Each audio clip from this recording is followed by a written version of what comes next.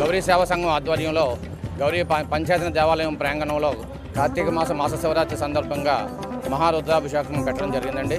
ఇది సామూహికంగా 390 మంది దంపతులతో ఏర్పాటు చేయడం జరిగింది.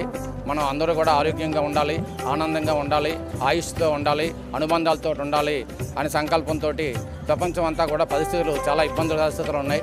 మన దేశం ఈరోజు హ్యాపీగా సుఖంగా ఉన్నామంటే దానికి కారణం భగవంతుడే అన్న ఒక నమ్మకంతో ఎల్లప్పుడూ కూడా మేము ఇలా ఆనందంగా సురక్షితంగా ఉండాలని చెప్పి ఉద్దేశంతో శివనామ జపాన్ని కార్తీక మాస పుణ్యదినాన్న పెట్టడం జరిగిందండి. ఇంత విశేషమైన స్పందన భక్తుల నుంచి వచ్చింది. అందరికీ కూడా మా ధన్యవాదాలు తెలియజేసుకుంటున్నాం. మా ఆచార్యులు మాట్లాడతారు.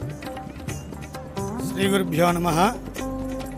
ఐశ్వర్యం ఈశ్వరాదిత్యేదనే ఆర్యోక్తిని అనుసరించి ఈ సంవత్సరం కార్తీక మాసం కృష్ణాంగారక చతుర్దశి మాస శివరాత్రి సందర్భంలో ప్రదోషకాలంలో అర్చన చేసినందువల్ల పార్వతీ పరమేశ్వరులు ఇరువురికి ఏకకాలంలో అర్చన చేసినటువంటి ఫలితాన్ని మానవులందరూ పొందడం కోసం ఈ గౌరీ పంచాయతన దేవాలయంలో సాంబ పరమేశ్వరుడికి ప్రీతిగా పార్థివ శివలింగాభిషేకం కార్యక్రమం కలవు సంఘబలం ఉచ్యతే అని శాస్త్రోక్తం అనుసరించి సాంఘికంగా చేసినటువంటి ఇటువంటి కార్యక్రమం ద్వారా మానవులు ఎక్కువ ఫలితాన్ని పొందుతారని, కుజగ్రహ సంబంధమైనటువంటి దోషములన్నీ పోయి అలాగే ఆరోగ్య సంబంధమైనటువంటి విషయములలో ఇతరత్ర ఐశ్వర్య సంబంధమైనటువంటి విషయములలో కూడా ఆ భగవంతుడి యొక్క అనుగ్రహం అందరికీ కలగాలని మహాన్యాసపూర్వక మహారుద్ర కార్యక్రమం ఏకాదశి వారి రుద్రాభిషేకం ఇప్పుడు చేయించి తలపెట్టారు.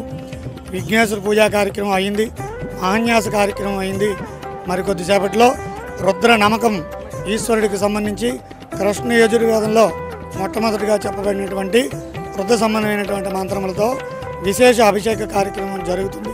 దానిలో ప్రజలందరూ పాల్గొని స్వామివారి యొక్క కృపకు పాత్రలు అవుతారని, లోక కళ్యాణార్థం చేస్తున్నటువంటి ఈ కార్యక్రమంలో పాల్గొని తీర్థప్రసాదాలు స్వీకరించి ఆయురారోగ్య భోగభాగ్యములతో ఉంటారని మనస్ఫూర్తిగా కోరుకుంటున్నాం.